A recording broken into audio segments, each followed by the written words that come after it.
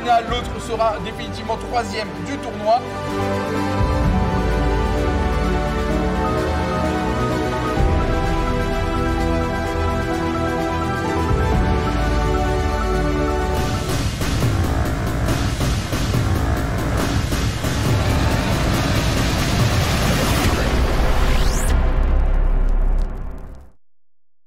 Mesdames et messieurs, bonjour à toutes et à tous. J'espère que vous allez bien. On est en direct de Eva Beauchamp pour commenter les playoffs de la Eva League qui a lieu maintenant depuis quelques semaines. 8 équipes seulement vont s'affronter pour eh bien, accrocher une petite part de ces 17 000 € de cash prize. Je suis avec Dims. Comment ça va, Dims?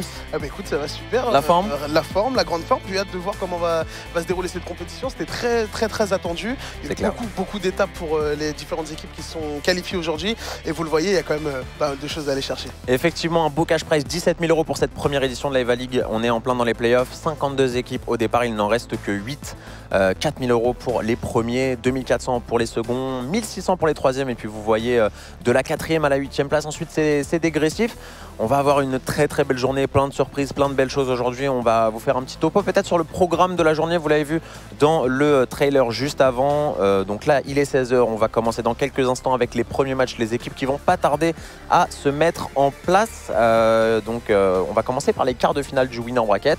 Donc format assez classique, double bracket. On peut peut-être se l'afficher d'ailleurs ce petit bracket pour faire un petit tour des équipes pour que vous puissiez prendre un petit peu connaissance de ce qui va se passer. Alors petit rappel, hein, les qualifiers se sont joués dans 8 villes, dans 8 salles, dans 8 EVA en France. Vous les voyez toutes représentées par une équipe qui est sortie donc vainqueur de ce qualifier. Dims, je sais que toi tu viens du Havre, tu as une petite équipe qui est représentée ce soir. Ah forcément, ça fait plaisir, un petit peu chauvin forcément, ça fait plaisir de voir une équipe du Havre. Et en plus le Havre-Rouen pour la première quart de finale, il y a un méga derby normand. Je pense que celui qui va perdre ce match, à mon avis, va pas être très fier de rentrer en Normandie. Ah, c'est clair, c'est pas facile derrière, hein. Il faut faire honneur au département, à la région, mais effectivement donc Reims et Bourgoin vont s'affronter sur le premier match, hein, les joueurs qui sont en train de se mettre en place tout doucement. Donc on aura Thaes contre BNB qui sera le match que l'on va suivre, et en simultané on aura 2 matchs en même temps. Donc Le Havre et Rouen, donc Dracarys contre ECR Alpha va se jouer en parallèle, puisque je ne sais pas si on peut vous le montrer d'une manière ou d'une autre, mais on a 2 arènes à Beauchamp, ou Eva de Beauchamp. C'est d'ailleurs la seule salle Eva en France où vous pouvez trouver 2 arènes de jeu, ce qui fait que nous on va pouvoir basculer un peu d'un match à l'autre et suivre les 2 rencontres en simultané. Donc ça va être assez sympathique. Les matchs vont s'enchaîner voilà, comme ça jusqu'à 20 h, 21 h, puisque vous le savez peut-être, à 21 h on a une grosse affiche. On va sortir un petit peu du contexte Eva League, même si on est toujours dans la compétition, mais on va plus être sur de l'entertainment comme on l'aime. Je ne sais pas si on a l'affiche qui traîne quelque part, mais on a effectivement un très beau show match qui se prépare avec, on va les citer, hein, Soul King, Brox, Yas, Akitio, Mikalo, Jilsi, Prime et il m'en manque un, c'est Show H1 bien sûr. Donc ça fait quand même une belle petite line-up. On sera rejoint par Dwagby qui présentera tout ça. Et ce sera aussi en live sur sa chaîne Twitch. J'espère que vous êtes en forme dans le chat. On va avoir une très grosse journée de compétition.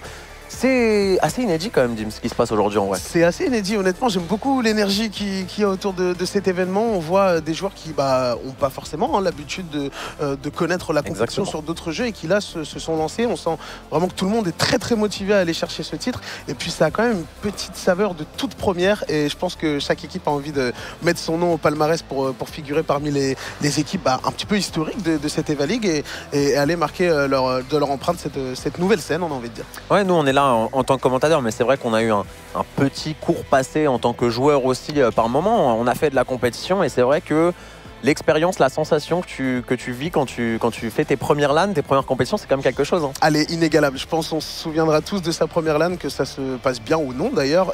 Et c'est aussi en cela que c'est intéressant ce genre d'événement, c'est que même pour les équipes pour lesquelles peut-être ça se passera un petit peu moins bien, je pense que tout le monde va en garder un excellent souvenir et surtout va engranger beaucoup d'expérience et beaucoup d'envie d'en refaire. Forcément, c'est un petit peu comme tout. Hein. Dès qu'on y goûte, on peut plus s'y passer. On voit déjà les joueurs qui sont en train de s'équiper. Vous les voyez munis de maillots hein, quand même. Ils ont fait l'effort. Hein, on voit que ça se démocratise tout doucement, ça se professionnalise pas mal.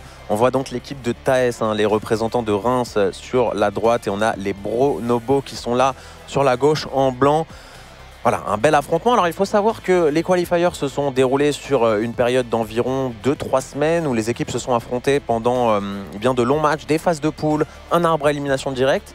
Et une seule équipe est ressortie de chaque arène. Hein. Donc au final, on a quand même la crème de la crème, on va dire, de ce qui se fait en France aujourd'hui sur After H Battle Arena, qui est le jeu où eh bien, les équipes vont s'affronter ce soir. Certes, on est à EVA, on est au EVA Stadium de Beauchamp, mais c'est bien sur After H qui est le jeu sur lequel les deux équipes vont s'affronter. Un FPS, pour ceux qui le découvrent en réalité virtuelle, c'est toute la particularité. Vous n'avez peut-être pas l'habitude de voir ce genre de setup avant un match e-sport, mais effectivement, c'est bien des casques VR qu'ils ont sur la tête, c'est bien des PC portables qu'ils ont dans le dos et ils vont en découdre. Voilà, ça commence à applaudir un petit peu, il y a des encouragements parce qu'il faut savoir que les équipes elles sont venues aussi un peu avec leurs supporters, ils sont encouragés quoi. Il y a des aficionados, on voit en tout cas qu'il y a énormément de soutien et ouais, comme tu le disais, c'est pas forcément une chose à laquelle on a l'habitude d'être confronté entre guillemets, de voir tout ce setup. Pour ceux qui découvrent aussi, bien évidemment, on a cette technologie, cette fabuleuse technologie qui permet ce genre d'événement, c'est le free roaming hein, pour jouer donc à After H. Vous le voyez, le petit ordinateur portable en backpack dans le dos. Et vous pouvez tout simplement vous déplacer dans cette grande carte, dans cette grande arène, comme vous vous déplacerez in-game dans la map. Exactement, et vous représentez en fait votre avatar in-game. Vous êtes propre maître de votre destin, puisque c'est vos déplacements qui dicteront ceux de votre personnage dans le jeu. Hein. C'est de la réalité virtuelle tout simplement. Et je pense que dès les premières games, si vous n'êtes pas super familier avec After H et avec EVA, eh bien, vous allez vite comprendre comment ça va se passer. On le rappelle, voilà, 17 000 € de cash prize, c'est aussi pas mal de pression, je pense que tu le disais, pour les différents joueurs, parce que tu l'as dit, hein, c'est une scène qui est assez neuve et donc forcément c'est la première grosse compétition d'envergure, on va dire, pour EVA et pour les joueurs, parce que bon, certes, je pense qu'on a quand même des habitués des jeux vidéo, des FPS probablement, mais avoir une opportunité de participer à une compétition avec autant d'enjeux, effectivement, tu le disais, c'est assez...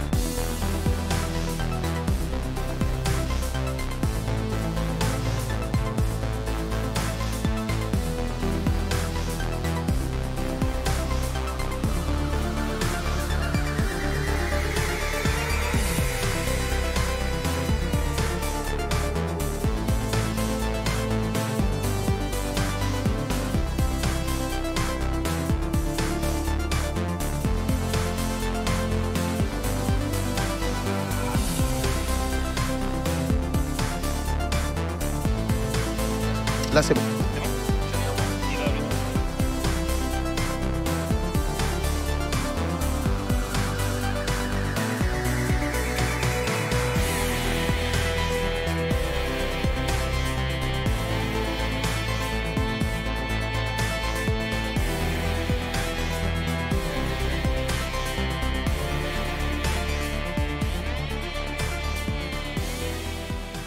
Les fameux aléas du direct, hein, les amis. Hein. Si vous êtes des habitués de Twitch, hein, vous savez qu'on ne peut jamais tout prévoir. On peut prévoir beaucoup de choses, mais les petits imprévus arrivent de temps en temps. Désolé pour ça, on a perdu le courant l'espace d'une petite seconde. Il y a un gros dispositif en même temps qui est prévu hein, pour cet événement. Beaucoup de caméras, beaucoup de... forcément, il y a tous les PC qui sont branchés un peu partout. Donc, il y a beaucoup de matériel. On est de retour, tout va bien. On est de retour, tout va bien. Et on voit les joueurs en tout cas qui restent dans leur bulle là, qui sont en train de se calibrer. Et pour le coup, c'est même pas une expression. Ouais, littéralement. On se calibre vraiment avant la game. J'aimerais noter quand même notre équipe Thaïs, il me semble, de Reims, qui est plutôt bien équipée. On a les shorts, on a les t-shirts, on a même les petits caleçons un peu collants. Comment on appelle ça, les cyclistes en dessous sur les t-shirts, etc. J'ai l'impression qu'on n'est pas venu pour blaguer du côté de Reims. Effectivement, c'est du très sérieux. On est a priori bientôt près du côté de Thaïs et des Bonobos. Et vous les voyez, ils sont décidés de faire leur petit maillot eux-mêmes. Non, ils sont mis au max en condition de joueurs professionnels. Tout simplement, on essaye de faire les choses bien du côté de ces équipes. Et ça fait plaisir, ça montre aussi que ces joueurs, ils croient aussi au potentiel de la VR et de EVA et de l'e-sport VR en général, parce que l'e-sport VR en réalité c'est tout neuf, c'est quelque chose qui n'existe pas et EVA sont un peu les premiers à faire ça en France et en tout cas à ma connaissance en Europe. Ah oui, mais j'ai presque envie de dire dans le monde, dans le sens où on sent qu'il y a une vraie sensation, un vrai engouement lors de la première présentation un petit peu officielle d'EVA lors de la Paris Games Week en 2019 et on voit que 2 ans plus tard on arrive à des beaux événements comme ça. J'ai envie de dire, il y a presque des jeux qui sont déjà établis, qui n'ont pas des ligues aussi développées avec autant de cash prize, autant d'organisation. Donc vraiment on est un petit peu envieux quand même. On aurait aimé être à la génération de ces joueurs qui ont connu la chance de pouvoir faire de la compétition sur EVA. Ouais, c'est clair, on est parti. Comme on le dit, c'est vrai que il faut quand même, et je pense que Dims tu me rejoindras sur ce point là parce que tu as déjà aussi pendant que le match commence testé l'expérience, on est bien d'accord. Je pense qu'on peut vendre un petit peu ça comme on veut, il faut essayer pour comprendre vraiment à quel point c'est immersif et à quel point c'est réaliste. Honnêtement, j'ai encore eu l'occasion de tester ce matin et vraiment l'immersion, à chaque fois qu'on remet le casque et qu'on rentre dans une partie, il y a toujours cette même sensation de plaisir et en même temps c'est bizarre, mais franchement testez. Si vous aimez les jeux vidéo ou si vous aimez les FPS en général ou simplement vous aimez les nouvelles expériences, c'est obligatoire que EVA devrait vous plaire. Allez, on est parti directement. Thaïs contre BNB, c'est le premier match des playoffs de cette EVA League, quart de finale du winner bracket. L'équipe de Reims représentée par Thaïs et l'équipe de Bourgoin représentée par les BNB. Et on voit que Thaïs a tout de suite mis la main sur le drapeau. On est sur CRS pour la première carte de ce Best of 3. Et on a Cocomec, un gros duel face à Dame. Ici, c'est remporté sans trop de problème. Une belle pression mise par les Thaïs là sur ce drapeau qui avait tenté d'être récupéré par Nestac, mais il s'est fait éliminer par Cocomec. Ouais, justement, Cocomec là qui est en petite série de 3 kills, il est plutôt bien placé. On le voit au niveau de ce flanking. On le sait, c'est cette zone au milieu de la carte qu'il faut arriver absolument à capturer et de se faire avec une position assez haute sur la carte. Il arrive à un petit peu contenir les assauts de ses adversaires. Il va y avoir un duel intéressant là justement, c'est Netchak qui va avoir fort à faire. Il va sans doute croiser Tizap qui l'attend bien patiemment. Vous le voyez, tout de suite les premiers tirs de sommation sont lancés du côté de l'équipe TS qui continue de grinder et de récupérer des pourcentages. Vous le voyez en votre écran, pour le moment 35% à 0 de capture. Effectivement, et c'est plutôt un début de carte assez tonitruant que sont en train de nous faire les tests. Ils sont pas venus pour plaisanter, leur short en 10 est long pour le coup. Et effectivement, l'équipement est au rendez-vous. 2 kills réalisés par les TS à l'instant, un 2 pour 2 puisqu'on a réussi à équilibrer ça du côté de Nubi One, mais il est tombé sous les balles de Man 94. Petite situation d'infériorité numérique, tout le monde est au spawn du côté BNB, 45-0, attention, c'est ça aussi la sanction, ça peut aller très vite, ça peut aussi durer très longtemps, mais pour cette première game, on a l'air d'être parti sur quelque chose de plutôt expéditif. Ouais, j'ai l'impression qu'on est un petit peu hésitant là du côté des BNB, on voit, on est stack, on prend son temps, on essaye, pourquoi pas, de venir break ce point et de le récupérer en étant regroupé, mais ça va être aussi un petit peu à double tranchant mon cher Pierrot, parce que si on n'arrive pas à prendre ces duels à ce moment-là, ça va être compliqué. On a Nestac qui est tombé sous les balles de son adversaire, Rickson qui va avoir une position de flanking intéressante intéressant, mais pour le moment ça continue de capturer en faveur des TAS. On va enfin pouvoir mettre le pied dans cette zone du côté des BNB, mais ce ne sera que pour une courte durée, mon cher Pierrot, puisque notre cher Rickson a été renvoyé au spawn. 63-0 pour le moment. On sent qu'on n'arrive pas vraiment à trouver les solutions, malheureusement, côté BNB. Les solutions, effectivement, tu le dis, elles sont pas évidentes à trouver. Là, on a fait un gros double kill du côté de Man94 avec ce fusil à pompe. On va essayer d'enchaîner sur Nestax. C'est son teammate Tizap qui va s'en charger. Le trade kill entre les deux joueurs, 65-0. On essaye de faire comme on peut du côté des BNB. On voit Rickson justement qui arrive ici sur le point, qui va prendre un premier kill au fusil à pompe. Est-ce qu'il va pouvoir enchaîner? Il y a du monde derrière lui. Malheureusement, il n'avait pas l'information. Cocomike qui est encore présent pour venir avorter l'attaque des BNB. C'est compliqué ce début de carte pour les joueurs de Bourgoin, mais attention, on sait que rien n'est joué, ça se finit uniquement quand une équipe arrivera à 100%. Ouais, vous pouvez le regarder sur votre map en haut à gauche, on voit un couloir qui est absolument condamné par les joueurs TAS, les joueurs de Reims. Là on a Cocomike qui vient enfin de tomber, lui qui a déjà fait 9 kills dans cette game, et forcément ce couloir droit il est complètement fermé, donc ça oblige couloir gauche du coup pour les BNB, ça oblige les BNB à sortir par la droite et un petit peu se faire enfermer dans une sorte d'entonnoir où on n'arrive pas tout simplement à atteindre ce mid-game. Et ce mid-map, on le voit 90% à 0 pour le moment en termes de capture. Et j'ai bien l'impression, mon cher Sacha, que ça va être très très compliqué de venir chercher ces joueurs TAS. Effectivement, 93-0, 94 maintenant, le score qui ne fait qu'augmenter. On voit que les BNB sont complètement bloqués à la sortie de leur spawn. Nesta qui va tenter le tout pour le tout ici, mais qui ne pourra pas sortir de ce spawn vivant. C'est encore une fois Man94 qui va prendre le kill, et Cocotom derrière qui va venir finir le travail. 100-0, c'est un stomp clairement sur cette première map. On pouvait s'y attendre, et en même temps, voilà, la difficulté, la particularité un petit peu aussi de cet événement, c'est que forcément l'équipe qui gagne à Rouen, c'est la meilleure de Rouen, mais qu'est-ce qu'elle vaut contre l'équipe qui a tout gagné à Reims, contre l'équipe qui a tout gagné à Bourgoin? C'est exactement ça. C'est le danger aussi des ligues interrégionales, et c'est ce qui fait un petit peu ce suspense, c'est ce côté challenge pour les équipes, c'est qu'on va un petit peu vers l'inconnu et on ne connaît pas. Il y a possiblement différents styles de jeu, différents niveaux de jeu aussi, et on le voit là, c'est peut-être un petit peu plus serré dans la confrontation entre les Havrais de Dracarys et les ECR Alpha de Rouen. Avantage à Rouen pour le moment, ce n'est pas pour me briser mon petit cœur, mon cher Pierrot, mais j'ai bien l'impression que en tout cas on a une confrontation qui est déjà un petit peu plus serrée. Effectivement, ils sont là pour te faire honneur, les ECR Alpha. Dracarys un petit peu dans le mal dans ce début de game, mais on a eu un bon double kill là, de la part de Loulou au fusil à pompe, qui devrait leur permettre de reprendre le point. C'est chose faite maintenant. Dynasty qui va probablement s'étendre sur le côté droit et voilà, intercepté avec l'aide de Loulou au fusil à pompe. C'est Lâche, le joueur des ECR Alpha. Dynasty qui va essayer d'enchaîner avec cette ERG, le laser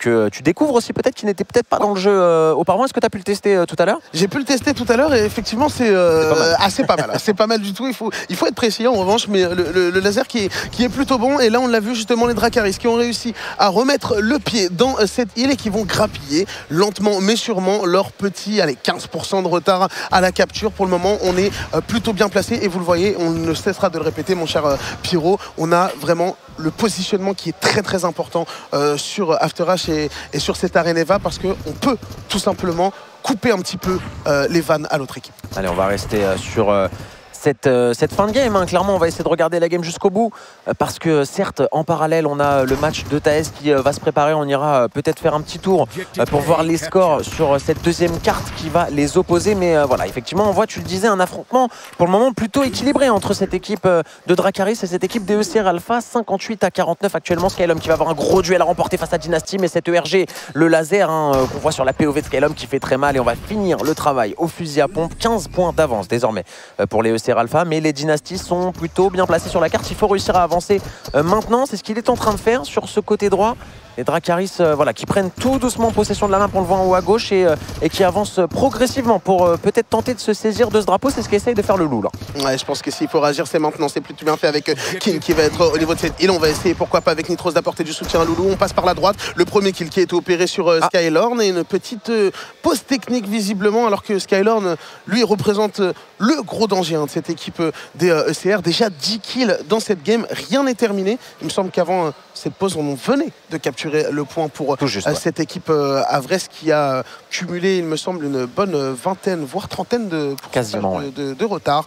On va voir comment ça va se profiler pour la suite. En tout cas, tu le disais, on peut vraiment s'attendre à toutes sortes de physionomies de match, dans la mesure où, comme les équipes ne se connaissent pas et n'ont pas forcément eu l'occasion de s'observer aussi, et de connaître un petit peu les stratégies adverses, on avance à tâtons, et forcément les premières games vont être considérés comme plus des rounds d'observation. Oui, c'est ça, exactement. Et puis, bon, alors là, vous le voyez, une petite pause technique. Tous les joueurs restent sur place puisque la game sera reprise dans l'état où elle a été arrêtée, littéralement. Donc, si on avait un drapeau en cours de capture, il restera en cours de capture. Si on a une équipe qui vient de le récupérer, il sera pour eux. Et on voit, il y a un petit souci peut-être matériel. On a peut-être une petite désynchro au niveau du casque ou d'une manette. On est en train de recalibrer tout ça. Je vous propose, du coup, d'en profiter pour basculer sur le match qui oppose les TAS au BNB, qui viennent de reprendre à l'instant sur, vous les voyez ici, une deuxième map de domination. Et je crois que c'est les TAS pour le moment qui subissent un peu dans ce début de game. On va pouvoir passer dessus. On voit Cocotum ici à l'écran qui est dans le point. On est parti donc sur Sylva. Une map ambiance un petit peu jungle, un petit peu... Moi, j'aime bien. Moi, j'aime bien la verdure. Et j'avoue que sur cette petite carte, il y a beaucoup d'endroits qui peuvent vous permettre un petit peu de vous mettre à l'abri. Beaucoup de décors. Vous voyez ces petites fougères. Hein, la fougère, c'est une expression qu'on aime bien employer pour certains types de joueurs aussi dans les FPS. Pour le coup, là, ils peuvent clairement en faire les frais. Ouais. Ouais, on le voit. C'est vrai qu'elle est très très jolie cette map. J'avais pas eu l'occasion de la voir encore non plus. Et on voit que voilà, ça propose ici différents environnements. Et c'est important aussi dans un jeu comme After Rush et surtout dans une technologie comme la réalité virtuelle d'avoir différents décors, ne serait-ce que pour l'immersion. Je pense que là les joueurs en vrai ils sont en pleine jungle tropicale, hein. Ah oui. Le taux d'humidité au maximum. Ah là ils sont clairement dedans, les BNB qui ont un peu de mal, il faut le dire, dans ce match. Les TAS qui sont venus préparés pour cette EVA League, pour ces playoffs. Clairement. Alors on rappelle aussi, il faut quand même préciser, il y a quelques petites règles, notamment le fait que les joueurs n'ont pas le droit de courir. Alors évidemment, on ne peut pas leur interdire de se déplacer quand même un minimum rapidement parce que forcément on est sur un FPS, un fast FPS même on peut le dire. Donc les joueurs sont autorisés à trottiner, on va dire que jusqu'à 10, 11, 12 km/h, c'est accepté. Alors évidemment, les arbitres n'ont pas de... n'ont pas de radar. Ce serait n'ont pas de radar intégré. Peut-être à venir, hein, pourquoi pas. Des joueurs qui se font flasher et qui prennent des... Exactement, des pénalités. Mais non, en l'occurrence, là, on est vraiment plus au bon jugement de l'arbitre. Mais les arbitres, les opérateurs sont formés et préparés pour pouvoir arbitrer ce genre de match et de compétition. Hein. Vous le voyez, les TAS qui ont un énorme contrôle map ici. Un joueur au niveau du top cabane droite, un joueur au niveau du top cabane gauche, un joueur derrière le point et un joueur derrière l'arbre. Hein. Vous le voyez, c'est le numéro 8. Il s'agit de Man94. Et Cocotum, lui, qui attend tranquillement. Et là, les BNB qui se font simplement enfermer. C'est très compliqué de résister à une telle domination, si je puis dire, de la part des TAS. Un seul kill depuis le début de la carte pour les BNB, malheureusement. Ouais, c'est très compliqué, là on le voit, hein, 70% à 0. Est-ce qu'on passerait pas éventuellement sur le match entre nos amis havrais et nos rouennais justement sur l'autre carte? Et vous le voyez là, c'est beaucoup plus serré, 71 à 65. On a repris dans le sens de la capture des Dracarys qui arrivent à refaire leur retard, mon cher Pierrot, et qui vont peut-être même prendre pour la première fois la tête de cette rencontre. Et effectivement, ECR, Billy, Skylorn, Dogod et CLH qui viennent de perdre le lead à l'instant, puisque vous le voyez, les Dracarys sont actuellement le contrôle du point Nitro, ce qui est un kill important à faire ici, mais c'est CLH qui va pouvoir s'en charger. Il va être aidé par Dogod pour la récupération du drapeau. Plus que Dynasty en vie qui va attendre maintenant ses coéquipiers. On a perdu un petit peu de sa superbe hein, du côté des Dracarys sur cette phase de jeu, et malheureusement on va à nouveau courir derrière le score. Il va falloir revenir et tenter de retake. Il va leur rester à peu près une ou deux grosses tentatives pour essayer de reprendre ce point et de revenir sur la fin de la game. Et là on voit un bon contrôle encore une fois de la part des ECR avec un gros double kill Dynasty qui est un petit peu sans solution ici au niveau de ce minimap. Il sait pas quoi faire, il est obligé, vous le voyez, de rester accroupi derrière le point pendant que de l'autre côté on entend quelques applaudissements. Les TAS qui ont remporté leur match sur le score de 2 à 0. Pardon, ça a été compliqué hein, pour les BNB sur cette première rencontre. Évidemment il leur reste encore le loser bracket, pas d'inquiétude. Et on rappelle aussi, il faut le dire, que les 8 équipes qualifiées et assurées de participer à ces playoffs sont toutes déjà dans le cash prize, puisque le cash prize s'étend jusqu'au top 8 qui sera assuré de 600 €. Ouais, ça c'est une très bonne nouvelle pendant que nos amis rouennais viennent d'empocher cette première map. Je vois ton sourire. Il y a un sourire, c'est vrai qu'il est, je ris un peu jaune effectivement. J'aurais aimé voir la puissance du port du Havre un petit peu se montrer sur cette première game. Comme tu l'as dit, Skylorn qui a été implacable et impérial dans cette game, 16 kills. Il a été omniprésent hein, et on l'a vu. J'ai l'impression qu'en termes de jeu d'équipe, on était peut-être un petit peu mieux organisé. Du côté des rouennais, c'est GCR Alpha qui ont eu la patience de tenir des positions, et on l'a vu aussi lors du gameplay des TAS. C'est des joueurs qui sont très en mouvement lorsqu'il faut initier une action, mais qui ensuite, une fois qu'ils ont l'avantage, arrivent à être statiques et à faire subir au exactement à l'adversaire. Effectivement, parce que c'est un jeu aussi où quand on subit plus de l'autre point de vue, du coup quand on subit, c'est assez compliqué aussi de sortir un petit peu de cette phase de j'allais dire soumission, c'est peut-être un mot un peu fort, mais voilà. De pression. De pression, exactement, parce que pour le coup, vous le voyez, ça reste quand même un fast FPS, mais c'est aussi beaucoup un jeu de ligne. Quand on est dans le contrôle, on a simplement à bloquer un petit peu les adversaires qui essaient de sortir du spawn, et on voit que ça devient vite un jeu de contrôle au final. Et à ce jeu-là, les TAS ont été très bons, les ECR Alpha l'ont été également. On voit d'autres équipes se mettre en place pour le prochain match, alors que derrière nous se déroule toujours donc Rouen contre Le Havre. Voilà, les matchs qui vont s'enchaîner un petit peu comme ça jusqu'à 21 h. On va parcourir ce bracket ensemble rapidement pour peut-être voir ce que ça donnait. Le bracket va être mis à jour entre temps et on vous le réaffichera pour les prochaines affiches. C'est parfait. Donc TAS qui est déjà, vous le voyez, en demi-finale du Winner Bracket. Ils attendent maintenant le résultat de Dracarys contre Alpha. Et en même temps, on a, si je dis pas de bêtises, les DLC, je crois, qui ont pris presse face au RVS sur l'arène numéro 1.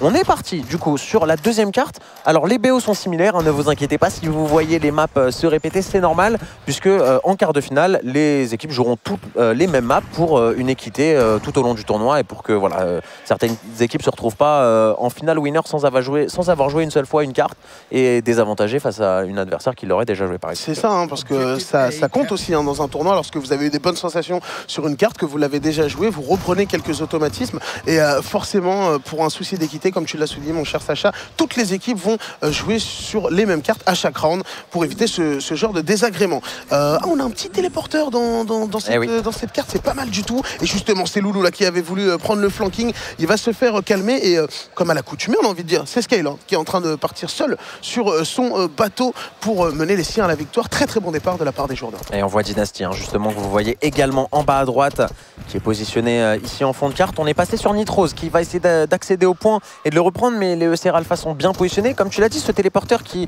ajoute un petit peu de verticalité, mais surtout qui donne deux power positions très puissantes en hauteur, qui vous permettent d'avoir un vrai contrôle de la map si vous êtes bien positionné avec vos coéquipiers. En l'occurrence, Loulou ici va essayer de déloger CLH, mais il va probablement se faire intercepter. Billy, qui est pas loin aussi, pour lui couper la route. Et très bonne ligne ici prise de la part de Loulou qui va mettre la tête directement sur CLH. Et voilà, un kill tout de suite. Il faut essayer de capitaliser dessus et d'avancer en équipe côté DKS. Et c'est ce qu'on essaye de faire. Vous le voyez sur la carte, deux joueurs qui sont passés à gauche du conteneur, deux joueurs côté droit, Dynasty et Loulou qui se retrouvent dans le point désormais. On est en situation d'infériorité numérique. Le kill est fait de la part de Loulou. Est-ce qu'il peut se retourner pour faire le deuxième? Malheureusement, Dogod était présent. Il l'avait bien senti, hein, Loulou, mais finalement, comme tu l'as dit, c'est Dogod qui est venu calmer un petit peu ses ardeurs. Dogod qui vient de débloquer son quatrième kill et qui va rester en position, qui va prendre une ligne. Comme tu l'as dit, sans l'arrivée éventuelle de Nitrose, on met quelques balles et on va décider de back et de ne pas se donner. Encore une des forces aussi de cette équipe des ECR Alpha. On ne va pas challenge, on ne va pas provoquer de duel inutile. À partir du moment où on est en position de force, on a la zone de capture pour soi. On attend tout simplement que l'adversaire vienne s'empaler sur soi.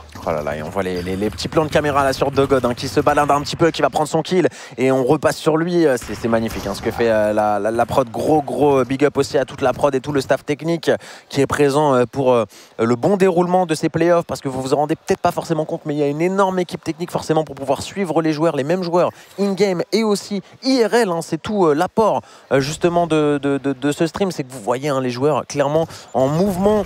En bas à droite de votre écran, là on voit CLH qui va rentrer dans ce téléporteur après avoir fait un kill à la grenade sur Nitrose. Il va essayer d'enchaîner sur Loulou peut-être. On voit que les kills tournent toujours à l'avantage des ECR Alpha. Dim, je commence à être un petit peu inquiet pour tes Havrais, c'est ça? Ouais, les Havrais malheureusement qui, on voit, il n'y a que Loulou, hein, qui sort la tête de l'eau, hein, puisqu'il vient de débloquer son sixième kill au compteur. Derrière, on a un petit peu de mal à décoller, notamment de la part de Kin. Le deuxième kill, bon doublé de la part de Billy, peut-être le triplé. Oh, il y a du monde, il a été comme Skyland, forcément, il va être cueilli par un Loulou qui est on fire et qui va même passer un petit peu roi de cette partie, un petit peu leader, si je peux me permettre, au niveau des kills, et qui est sur un petit nuage. Mais malheureusement, ça a été compliqué et on a bien l'impression que même si les Dracarys commencent à marquer et à capturer seulement le point, ça va être difficile de faire un tel le comeback. Ouais, ça va être dur. Après, voilà, je sais pas trop comment les DKS sont sur cette carte en général. Globalement, il faut savoir que si on a le bon contrôle map, c'est très dur pour l'équipe qui est enfermée de sortir et d'accéder au point. Là, on voit Nitrose qui joue très très bien avec cet arbre pour éviter les balles de Dogod, mais c'est Lâche qui l'a bien compris et qui est venu le déloger au niveau du top en passant par le téléporteur. Dynasty, lui, qui a l'autre hauteur, et on voit Loulou qui est toujours aux alentours du point avec ce shotgun qui lui est si cher. On l'a vu, ce triple kill juste avant qui a été particulièrement efficace, mais là il se fait simplement savonner par Dogod et va retourner au spawn tranquillement. Billy qui prend le back. Très bon crossfire de la part des joueurs des ECR Alpha qui continuent de s'envoler après le retake de ce drapeau. Ouais, ça va être compliqué, on le voit, les secondes qui défilent et forcément les pourcents qui augmentent du côté des ECR Alpha qui viennent de passer la barre fatidique des 75% désormais, plus que 20 petits pourcents pour aller marquer cette deuxième carte et remporter ce BO. On est face au mur, on est dos au mur même. Côté Havre, on n'a plus le choix, il va falloir accélérer, il va falloir faire les kills importants et avancer en équipe comme tu le disais, et pourquoi pas débloquer son compteur de kills du côté de Kin qui est en 0,8 actuellement, 1,7 pour Dynasty, 1,10 pour Nitrose. On a envie de dire que les interactions sont trop en défaveur des Dracaris pour espérer éventuellement aller déranger cette équipe des ECR Alpha qui compte tout de même 3 joueurs à 9 kills et qui sont d'une solidité assez effarante. Effectivement, et on sent quand même une vraie homogénéité du côté des ECR Alpha et un esprit de groupe efficace, alors que malheureusement on voit Kin et Nitrose notamment qui sont dans la difficulté. Pareil pour Dynasty, Loulou qui fait de son mieux pour résister. On voit qu'on avait essayé de recap, Kin qui va arriver quand même à temps pour voilà, et essayer de garder un petit espoir, parce qu'il faut le dire, jusqu'à 100, c'est pas terminé. On peut avoir 99 et se faire combattre. C'est des scénarios qu'on a déjà vu sur les qualifiers notamment. Attention, ici à Skyland qui va faire un bon kill. Loulou qui va être encore une fois un petit peu seul pour essayer de résister, mais il temporise, il gagne beaucoup de temps et permet à ses coéquipiers de venir l'aider progressivement. On va essayer de se glisser dans le point. Du côté des ECR Alpha, qu'est-ce que ça donne? On a le joueur numéro 7, c'est Skyland, qui va essayer d'y pénétrer. Il est juste derrière, vous le voyez, le conteneur. On a la ligne au niveau du top du côté de Loulou. Ouais, c'est une très belle tête, encore une fois. On prend des bonnes lignes du côté quand même du joueur des DKS ici. J'aime beaucoup comment se déplace Loulou. On le voit toujours en mouvement. Et là, c'est dommage. Il a pris le kill tout de même. Et on a eu un joli trade avec Skyland. On s'est entretué sur le point. Et le point est tout de même à l'avantage des joueurs à vrai. C'est Kin qui vient faire son deuxième kill dans cette île. Il va falloir attendre. Il va falloir temporiser. Surtout ne pas se donner. Parce qu'on l'a vu. On a eu un énorme travail de la part de Loulou. Et tu l'as dit, le retour est toujours possible tant que la barre fatidique des 100% n'a pas été atteinte par les ECR Alpha. Les Dracaris du Havre peuvent le refaire. Et ça remonte tout doucement. Mais attention, messieurs, ne me donnez pas de l'espoir. Parce que vous allez tuer un homme. Vous allez tuer un homme si vous perdez. C'est vrai que ça risque d'être dur à vivre, non seulement pour toi, mais aussi pour eux, parce que forcément, ils sont en train, eux aussi, de commencer à y croire, de commencer à avoir de l'espoir dans cette deuxième game et d'aller accrocher une map décisive, un decider en troisième carte. Sauf que là, on met une grosse pression quand même côté ECR Alpha pour essayer de retake ce point. La preuve, Billy qui vient de prendre un gros kill. Loulou toujours en embuscade aux côtés de ce container qui va essayer de bloquer l'avancée des joueurs adverses, mais c'est pas évident parce que là, il y a une grosse situation d'infériorité numérique. Kin qui se retrouve tout seul. Le bad timing, malheureusement, il va pas réussir à prendre ce kill. C'est Dogod qui était derrière lui. Loulou, ça va être à toi de faire le travail, comme d'habitude, comme à chaque fois dans cette carte. C'est LH qui va tomber, malheureusement. Le point qui est repris par Dogod. Est-ce qu'on va être assez court du côté de Dynasty pour venir contester? Non, on a réussi à prendre ce kill, mais ce sera terminé. C'est une victoire pour les ECR Alpha qui vont remporter leur premier match dans cette compétition et accéder directement aux demi-finales du winner bracket. Dims forcément un petit peu déçu, mais on a vu de belles choses quand même de la part de ces Dracaris et il faudra les surveiller dans le loser bracket. Oui, c'est le moment de mettre ma veste réversible et de me dire qu'après tout, je suis derrière la Normandie avant d'être derrière le Havre. Bien joué, pas vu. Plus sérieusement, belle victoire et félicitations aux ECR Alpha de Rouen qui ont montré eux aussi, je trouve, une aisance tactique dans leur façon de gérer. On a eu un petit mouvement de panique, un petit moment de flottement quand on a vu Loulou poser énormément de problèmes sur cette île. Alors, je pense que on est assez d'accord pour dire que Loulou a été vraiment le joueur de cette équipe Dracaris, mais derrière, voilà, c'est aussi ce qui fait une équipe, c'est sa force de caractère, la capacité de se remobiliser, de rester concentré. On a quand même laissé plus de 70% aux joueurs à vrai, et derrière, on fait le bon kill. On arrive à 2 sur cette île, et heureusement parce que Kin a malheureusement bénéficié d'un très très mauvais timing, et on a eu Loulou qui a eu le temps de prendre un kill tout de même. Ça n'aura pas suffi. Bravo René. Ouais, Loulou, attention, un joueur individuellement qui a l'air parfaitement préparé pour cette Eva League. Il faudra le surveiller bien sûr dans ce loser bracket. On a vu, on aura donc les BNB qui affronteront ces Havrais sur le loser, alors que ça se dessine aussi dans le winner bracket puisqu'on a vu Taes du coup qui affrontera les ECR Alpha en demi-finale. Et là on est de retour sur les quarts de finale avec un des derniers matchs des quarts de finale tout simplement, DLC contre RVS. Et ça aussi c'est un match intéressant pour le coup puisqu'on le voit, les RVS sont actuellement dans le lead, mais voilà, c'est pas encore acquis. On l'a vu, hein, ça peut comeback à tout moment pour le coup. 60 points d'avance pour le moment à l'avantage des RVS, Hammer, Redback, Licorne et Millie. Alors pour être honnête, pendant les qualifiers, Licorne et Redback sont les deux joueurs qui m'ont vraiment impressionné hein, côté DLC, alors que côté RVS c'était notamment Brut qui avait été très solide et il a l'air de tenir un petit peu ce rang-là, alors qu'on a vu Millie hein, justement qui, un peu énervé de ne pas avoir entendu son pseudonyme cité par moi-même il y a quelques instants, vient de nous donner un très très beau double kill. Malheureusement il va tomber juste derrière les RVS qui ont l'air bien partis pour sécuriser cette première carte, Dims. Ouais, on va sécuriser cette carte comme tu l'as dit pour les joueurs de Strasbourg, et on les entend hein, célébrer forcément parce que ces joueurs DLC, on ne l'a pas souligné mon cher Pierrot, mais ils évoluent à domicile hein. Ce sont les joueurs représentants de la salle de Beauchamp, si tout à fait, exactement. Et forcément le premier revers 100 à 29, ça fait beaucoup. On le voit notamment au niveau du tableau des scores, c'est pas catastrophique côté DLC. Ça veut dire que voilà, les choses à travailler sont sur le jeu en équipe, sur le positionnement, sur le fait de prendre des trades et de capitaliser sur ces trades peut-être un petit peu plus efficacement que ce qu'ils ont pu le faire sur cette première game. Ouais, c'est un résultat qui peut faire un petit peu sensation ici, parce que pour remettre un petit peu le contexte hein, pour les gens qui découvrent EVA, qui découvrent les équipes et les joueurs de cette compétition, il faut savoir que DLC a surpris un petit peu tout le monde en battant les e-voyageurs qui étaient clairement l'équipe favorite du qualifier ici à Beauchamp, et on a été tous très surpris de voir que les DLC finalement sont sortis vainqueurs et se sont qualifiés pour ces playoffs. Donc on en attend beaucoup de cette équipe mine de rien lors de ces playoffs, et battez la première carte. Alors forcément c'est pas aussi facile, il faut rentrer dedans, il y a un petit peu de pression qui rentre en jeu pour la première fois pour ces joueurs là, et puis voilà, c'est aussi les premières games de la journée, on sait ce que c'est sur tous les jeux vidéo, même quand vous êtes à la maison et que c'est la première game en général, c'est aussi un petit peu la game de chauffe. En l'occurrence on verra si ça se confirme ou pas sur la seconde. Les DLC c'est une équipe quand même qui affiche pour moi un beau visage à l'entame de cette compétition, donc là petite contre-performance sur cette première carte, mais je pense qu'il ne faut pas trop s'y fier. On peut se méfier sur les maps qui viennent. C'est ça, et puis il faut garder à l'esprit aussi que certaines équipes voilà, ont besoin d'un petit coup de fouet, d'un petit remontant. Là, ça va leur montrer aussi peut-être qu'il ne faut pas être trop confiant, qu'il faut rester bien concentré, qu'il faut maximiser, assurer la com aussi entre coéquipiers. Et puis très honnêtement, en toute transparence, vous n'en avez peut-être pas l'impression là à l'écran, mais pour avoir fait une petite game de chauffe contre un des joueurs du staff, forcément qui a saigné le jeu, il était très gentil avec moi, il m'a saigné aussi, je pense qu'il a saigné un petit peu aussi mon arbre généalogique en même temps hein, on va pas se mentir. C'est très très difficile de réflex shot, c'est à dire que nous on a l'habitude sur les FPS et les gros joueurs d'FPS, on voit quelqu'un, on vise, on tire, sauf que là on n'a pas une manette, on vise nous-mêmes, et je peux vous assurer messieurs dames qu'on est beaucoup moins précis nous-mêmes qu'avec une manette, ça c'est une certitude. C'est beaucoup plus difficile parce qu'il y a tout un mouvement physique qui est bien plus complexe que simplement bouger son poignet ou son bras hein, quand on est à la souris ou à la manette ou ses pouces. En l'occurrence là c'est effectivement un mouvement encore global, que ce soit la tête pour savoir où est-ce qu'on regarde, ou les bras et les épaules pour bien positionner son arme et avoir la bonne ligne. C'est clairement pas évident. Alors petite précision aussi, parce que c'est vrai que j'ai dit qu'il était interdit de courir, en même temps qu'est-ce qu'on fait si un joueur court? Est-ce qu'on lui enlève son casque? Non, je vous rassure. Évidemment les arbitres ont la possibilité, et les joueurs sont bien sûr prévenus, que ils ont la possibilité d'être tué, c'est-à-dire qu'en fait si l'arbitre estime qu'un joueur a couru trop vite, déjà il y a un premier avertissement qui se fait en vocal dans le casque, donc le joueur a l'information, et si ça se répète, eh bien en appuyant 2 fois sur F4, l'admin peut tout simplement tuer le joueur et le renvoyer au spawn.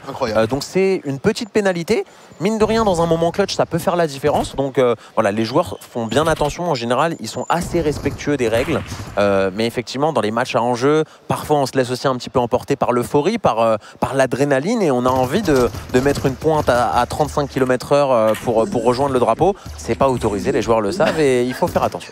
J'étais en train d'imaginer un joueur partir vraiment à une vitesse. Je pense que ce serait même pas contrôlable, parce que même en trottinant, même en marchant, rien que tirer en marchant, c'est un truc, tu te rends compte que c'est pas facile. C'est pas automatique. Il faut garder une position statique. C'est vraiment, et c'est tous ces petits détails. Comme sur les jeux au final sur PC et console. Il faut s'acclimater, et je trouve que tous ces petits détails rajoutent à ce côté immersif sur After H. C'est que vraiment on est dedans, on est complètement dedans, et je peux vous assurer que quand vous êtes en train de paniquer et qu'on vous tire dessus de un ou deux endroits différents, sur votre écran vous le voyez, vous êtes là, ouais moi j'aurais mis un headshot, non vraiment mort en une fraction de seconde. Croyez-moi, hein, c'est beaucoup de maîtrise, hein, les joueurs qui sont là s'entraînent et jouent surtout à After H et chez EVA depuis de nombreuses semaines, voire de nombreux mois pour les salles qui ont ouvert le plus tôt. Vraiment, ça fait un petit moment maintenant, on a des habitués, hein, c'est des joueurs qui jouent depuis 4-5 mois, qui jouent très régulièrement, toutes les semaines, voire pour certains tous les jours, car oui, on a déjà des addicts, des accros, il faut le dire. En même temps, c'est très prenant parce que à la fois, on passe un bon moment, c'est immersif, on joue aux jeux vidéo et en même temps, on se dépense, on fait du sport en quelque sorte et du coup, on a l'impression de mélanger deux choses. Une qu'on fait régulièrement et une qu'on fait un peu moins, en tout cas en ce qui est mon cas. Je vous laisse deviner laquelle est laquelle. On ne donnera pas d'indice, mais je pense qu'on pourra se diriger facilement. Mais du coup, c'est encore plus prenant parce que tu te dis, je fais d'une pierre deux coups et je m'éclate, donc c'est génial, quoi. Ah oui, c'est tout le côté aussi nouveau et attractif de cette activité, c'est qu'il y en a pour tous les goûts. Les sportifs peuvent découvrir les jeux vidéo et aimer, et les amateurs de jeux vidéo peuvent découvrir le sport. Ouais. C'est bien dit, c'est bien dit. J'aime bien le parallèle DLC, on le disait. Équipe dangereuse qui peut à tout moment se réveiller et j'ai l'impression que c'est chose faite. En tout cas pour le moment, sur cette deuxième carte, puisque 61-7 est le score à l'avantage de ces joueurs. DLC, on le rappelle, DLC, équipe qualifiée et qui joue donc à domicile, puisque c'est l'équipe qui représente la salle de Beauchamp dans laquelle on est aujourd'hui pour vous faire vivre ces playoffs de la EVA League. Et les RVS, eux, qui ont un peu plus de mal, comparé à la première carte, c'est sûr que ça ne déroule pas autant. Maintenant, voilà, 73-7, certes c'est un gros écart qui peut à tout moment être rattrapé. On le voit, Titou notamment, qui est à l'initiative ici avec un banquille, il s'est fait tomber. Fury qui va être un peu le dernier espoir. On voit, ça préchote un petit peu, ça tend l'arme et on attend statique sur le point, vous l'avez vu ici en bas à droite. Le joueur qui va retourner tranquillement au spawn et Fury qui fait un massacre ici. Ouais, je pense qu'on a eu un véritable screamer du côté de Millie. Là, il s'était retourné et c'est Redback qui est venu faire un petit peu le ménage. Brut qui va prendre le bon revenge kill et derrière, on va essayer de temporiser. Après cette cap, on va enfin commencer à capitaliser sur des pourcentages de capture du côté des RVS. Mais comme tu l'as dit, et ça se souligne aussi beaucoup plus, je trouve, avec cette équipe de DLC, c'est qu'une fois que cette équipe est en place sur le point et qu'on a réussi à prendre les bonnes positions pour le défendre, il est très très difficile de venir retake cette game. Effectivement, Millie actuellement positionné dans le point, le drapeau qui a été recapturé par les DLC et qui s'envole tout droit vers la victoire dans cette carte. Attention, un réveil des RVS à tout moment, mais c'est vrai que là, on rappelle la première map remportée par les RVS, on se dirige sur un 1 partout a priori. Est-ce qu'on va tenter un last push éventuellement du côté de l'équipe des RVS? On voit que Titou est au niveau du top, Brut lui est en bas. Attention, Fury qui a réussi quand même à faire le premier kill. L'avantage numérique est clairement pas négligeable sur After H, on le rappelle. Brut qui va essayer de venir aider un petit peu ses coéquipiers. On a réussi à trade kill dans le point, mais ce sera tout de même une victoire des DLC, un partout dans ce BO3. On va donc partir pour la première fois sur un decider et une troisième carte. Et ça, c'est intéressant parce que là, clairement, c'est une pression supplémentaire qui se rajoute sur les épaules des joueurs. Alors, on le rappelle, ce format de double bracket qui évite à tout le monde une élimination sur une défaite. Donc ça, c'est plutôt cool. Mais derrière, t'as quand même pas envie dès le début du tournoi de tomber en loser bracket, quoi. Non, quand tu tombes en loser bracket, dès le premier match, on sait ce que c'est. On a déjà goûté, malheureusement, parce qu'on n'a pas forcément toujours vécu des LAN qui se sont bien passés, toi et moi. Et ça te met une pression psychologique supplémentaire. Il y a des équipes qui adorent ça, il y a des équipes qui adorent être au pied du mur et qui sont encore meilleures une fois qu'ils sont face à leur avenir. Mais c'est vrai que c'est jamais une position très très confortable. J'aimerais souligner une chose, je viens d'apercevoir cette équipe des RVS et je pense que c'est une chose aussi qui va se prêter beaucoup plus à l'e-sport en VR et particulièrement à EVA. C'est aussi ce choc des générations. On peut le voir dans la même équipe. C'est fou. Franchement, il y a un bébé, on va pas se mentir, il y a un bébé, un tout petit garçon. Un nouveau-né, littéralement. Qui est là, il y a 6 mois, qui maîtrise déjà le fusil d'assaut avec précision, pardon. Et on voit, je n'irai pas jusqu'à dire un homme âgé, mais un homme d'un certain âge. Mon père.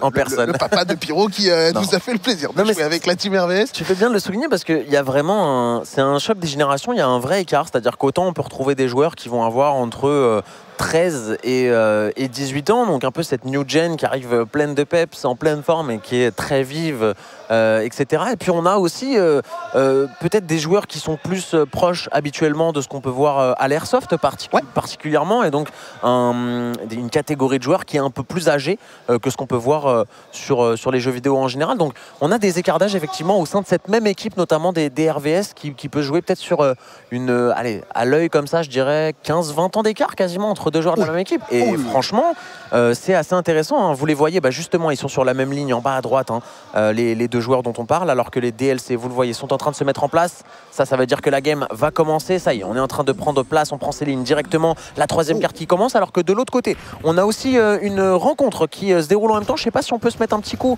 rapide de double puff, histoire de voir un peu ce qui se passe derrière nous. Mais vous le voyez, il y a beaucoup d'actions à Beauchamp en ce moment. Chez Eva, avec 2 matchs en simultané. Titou sur le drapeau. On est parti sur Artefact, mon cher Dims, pour cette troisième map. Et on l'a vu, Artefact est une map aussi que je découvre. Beaucoup de verticalité visiblement. Oh oui. Et très très grande, elle a l'air très intéressante. Et on a vu 2 stratégies assez différentes. Hein. Sur ce début de carte, on a les RVS qui ont rush totalement cette zone et qui ont subi un quasi full en décalé. Alors qu'on a choisi côté DLC de simplement cueillir les adversaires et d'essayer d'aller capturer cette zone par la suite.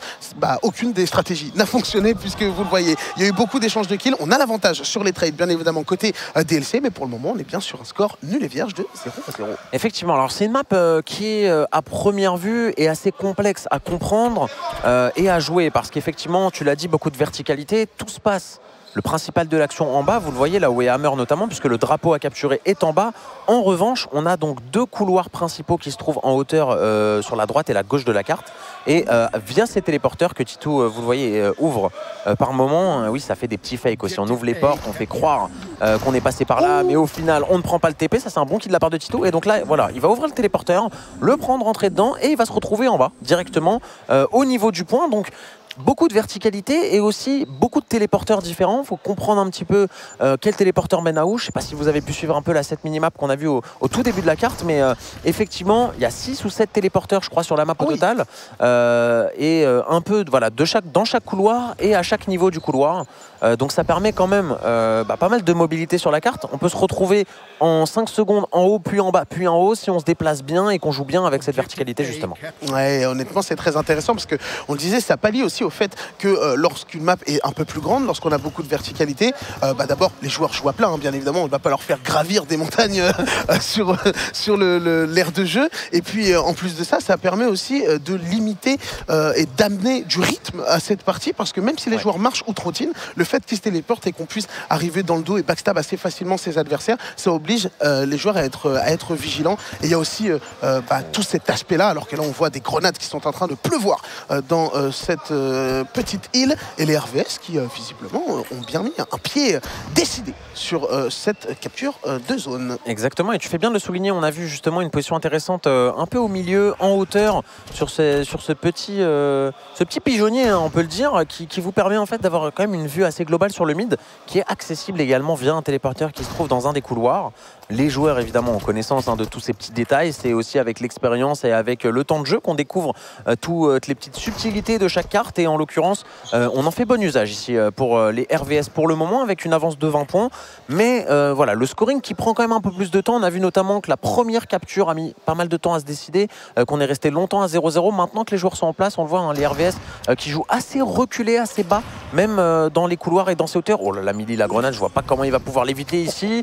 Un petit miracle de ne pas avoir été touché par cette grenade. Il en a une à disposition, comme vous le voyez, sur son arme.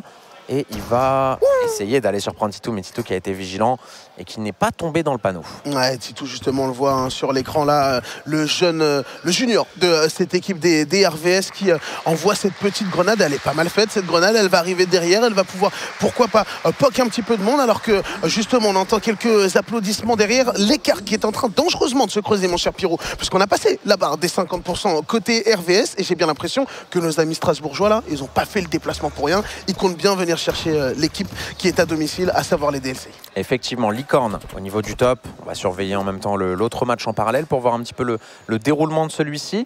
Brut, Tero et Fury qui sont toujours en vie. Licorne et Redback qui essayent de faire de leur mieux là, hein, pour se défendre, mais les RVS qui ont l'air un peu plus à l'aise hein, sur cette carte qui est Artefact. On voit que de l'autre côté, j'ai pas eu le temps de voir le score malheureusement, mais je sais que c'était l'équipe des Toulouse Lenders hein, qui était présente sur l'arène pour jouer leur quart de finale. On n'a pas vu le score malheureusement. On essaiera d'y revenir rapidement. Titou, Brut et Fury donc, qui sont en vie désormais, qui défendent toujours plutôt bien ce point.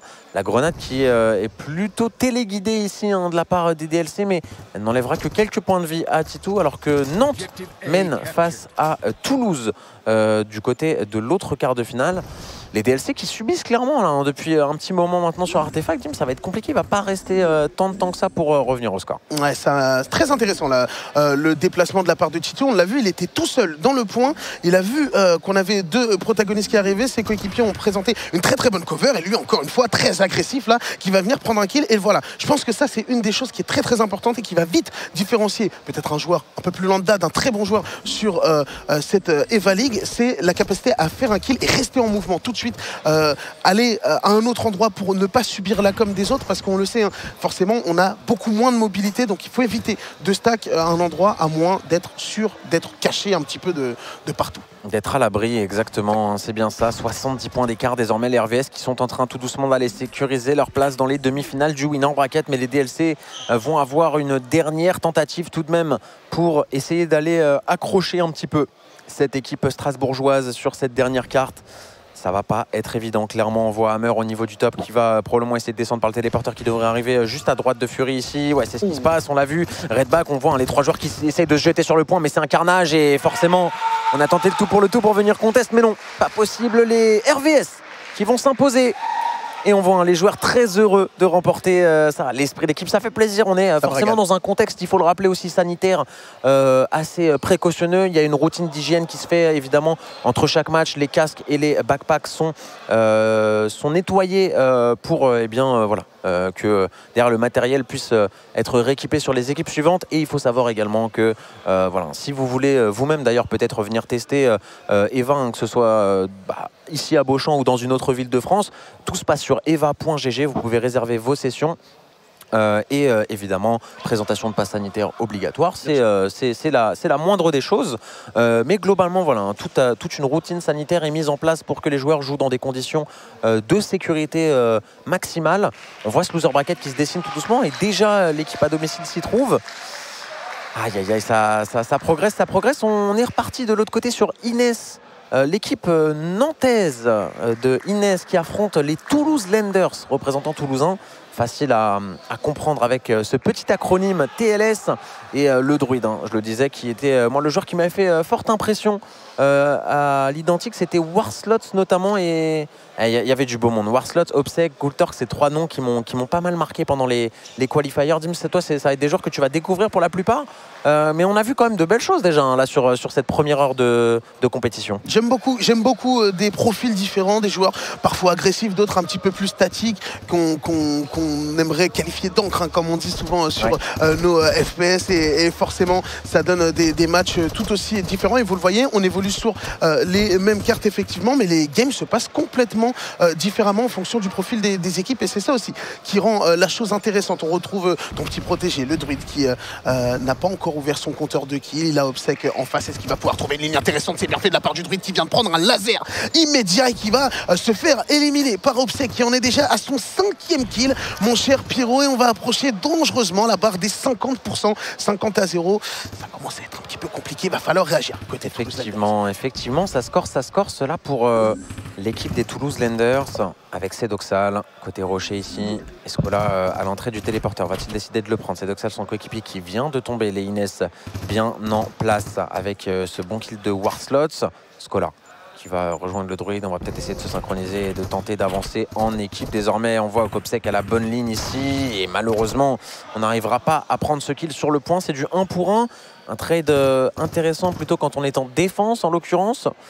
Et maintenant, il faut réussir à avancer, à tenter ce move. Là, on est un peu bloqué hein. Côté Toulouse, on met du temps à se décider. Forcément, il faut aussi attendre que ses coéquipiers respawn hein, pour être prêt à faire le move en équipe, et en l'occurrence ça prend du temps, ça prend beaucoup de temps même côté Toulouse Lenders. Et pendant ce temps-là, les Inès, eux, continuent d'emmagasiner un maximum de points. Ça y est, on a décidé de prendre position du point. C'est le joueur numéro 3, c'est Scola, qui se trouve à l'intérieur. On le voit, qui est très low HP. La grenade qui devrait avoir raison de lui, mais il a eu le temps de capturer le drapeau juste à temps. On débloque le compteur côté Toulouse Lenders. Ouais, Scola qui a eu une capture très très importante là, hein, parce que cette grenade, tu l'as dit, elle allait lui laisser forcément aucune chance. Et derrière, on a pu tourner ce point, mais pour 3 misérables pourcents, mon cher Pierrot, puisque les joueurs de l'équipe Inès, nos amis nantais, qui viennent remettre le pied dans cette île quasi immédiatement, menée par un Obsec. Hein. Déjà avec 7 kills, un vrai meneur d'hommes. Et c'est Doxal qui est un petit peu dans la panade là. Il a été vu par 2-3 joueurs différents. En tout cas, on utilise bien le téléporteur. Et attention, parce que là, ça va être compliqué. Skola qui va prendre un bon kill sur Obsec. Le deuxième kill de la part de Skola qui s'est mué en véritable shérif là dans la zone. Mais ça ne changera rien. C'est bien l'équipe nantaise qui, pour le moment, garde la capture de ce point. Et qui s'enfile tout doucement et qui va se diriger vers les 100 points et la victoire de ce BO. Attention, les Toulouse Lenders doivent réagir rapidement. Ils vont avoir probablement une ou deux tentatives dernières pour essayer d'aller recapturer ce point. C'est ce qu'essaye de faire Sedoxal avec sa grenade ici. Il va réussir à capturer le point. Il va probablement subir beaucoup de dégâts suite à cette grenade. C'est chose faite. Il se retrouve à une dizaine d'HP. Obsec qui va prendre le meilleur sur son adversaire. Le druide qui va faire ce trade à la grenade. C'est du 3 pour 2 et du 3 pour 4 même à l'avantage des Inès finalement qui se retrouvent avec un full team réalisé. Et je vois mal comment les Toulouse Lenders vont réussir à revenir au score maintenant que le drapeau va être capturé. On va s'approcher tout doucement des 100% là. Un dernier push peut-être, un dernier espoir. On rappelle que si les joueurs mettent le pied sur le point, ça interrompt le scoring et donc forcément ça leur laisse une chance d'égaliser derrière.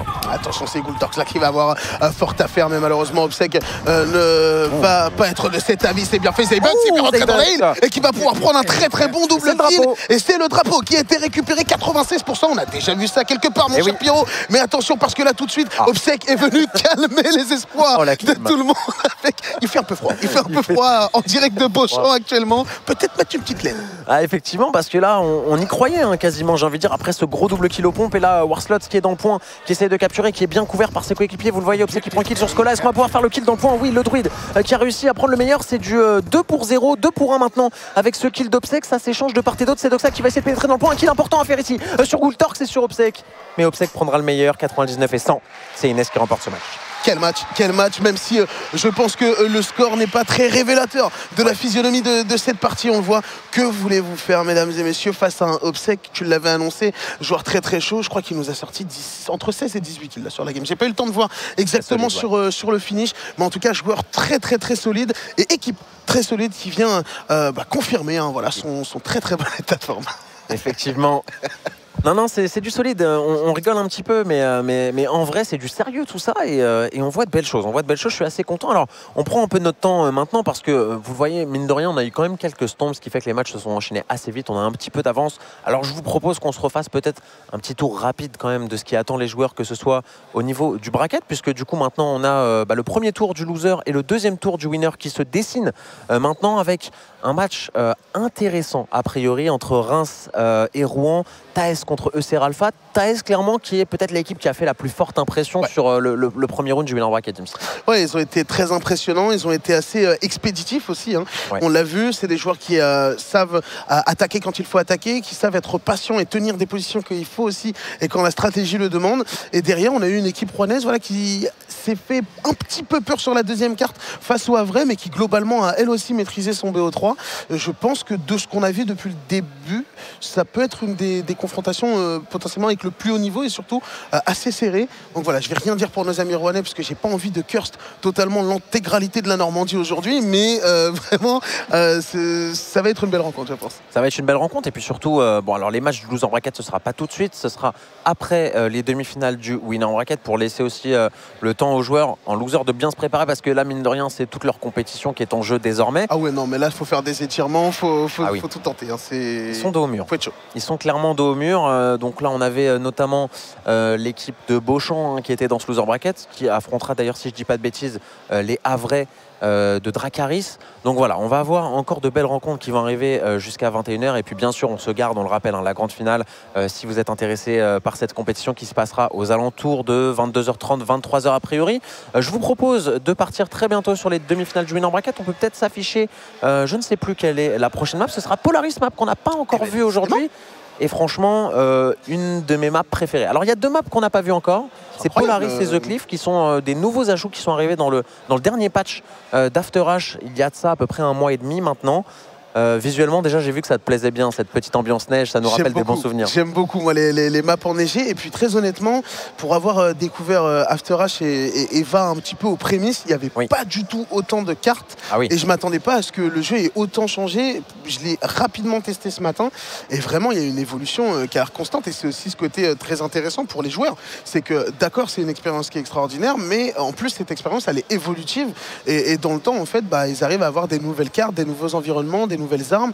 Je vois qu'il y a eu aussi l'ajout des grenades il y a un certain temps maintenant, mais qui est très game changer parce que forcément sur des modes de jeu comme la domination où c'est des îles qui sont très petites et très renfermées, on l'a vu tout à l'heure, Tito il envoyait des grenades de l'autre bout de la carte. Je peux vous assurer qu'il savait où est-ce que ça allait atterrir. Oui, bien sûr, les joueurs ont travaillé, ont préparé des stratégies, ont travaillé des spots de grenades, un petit peu comme vous pouvez peut-être le faire sur vos FPS habituels si vous avez l'habitude de jouer en compétition ou dans des formats un peu e-sport. Effectivement, on sait que la stratégie c'est quelque chose qui prime et qui est très important en équipe, et en l'occurrence on n'arrive pas dans une compétition avec 17 000 € de cash prize sans se préparer, bien au contraire. On l'a vu en termes de positionnement, en termes de stratégie, les équipes sont clairement au rendez-vous aujourd'hui. On voit les joueurs qui sont tout doucement en train de s'équiper. On sera donc sur une demi-finale du winner bracket déjà, et oui, ça va aller assez vite, les matchs qui vont s'enchaîner progressivement. Alors, petit pronostic peut-être à venir, je suis en train de regarder, d'essayer de distinguer si on n'a pas des petits maillots indicatifs des joueurs qu'on peut voir, parce que forcément, vous vous en doutez, il y a quand même beaucoup de joueurs différents. Donc je pense qu'au fur et à mesure de la compétition, on va reconnaître quelques têtes. J'ai l'impression qu'on part sur le match Reims-Rouen. Donc Taes contre ECR Alpha, et on voit ça se dégourdit un petit peu les jambes, parce qu'effectivement, là, on commence à rentrer tout doucement dans les matchs importants, puisque l'équipe qui remportera ce match sera assuré d'un podium dans cette compétition. Oui, et là, je pense que ce match-là, c'est déjà un match coup près. Et c'est vrai que tu l'as souligné, mon cher Pierrot. Je trouve ça quand même assez intéressant de voir la vitesse à laquelle les matchs s'enchaînent depuis tout à l'heure. Et c'est pour ça que j'en profite pour aussi saluer tout le staff qui est ultra réactif.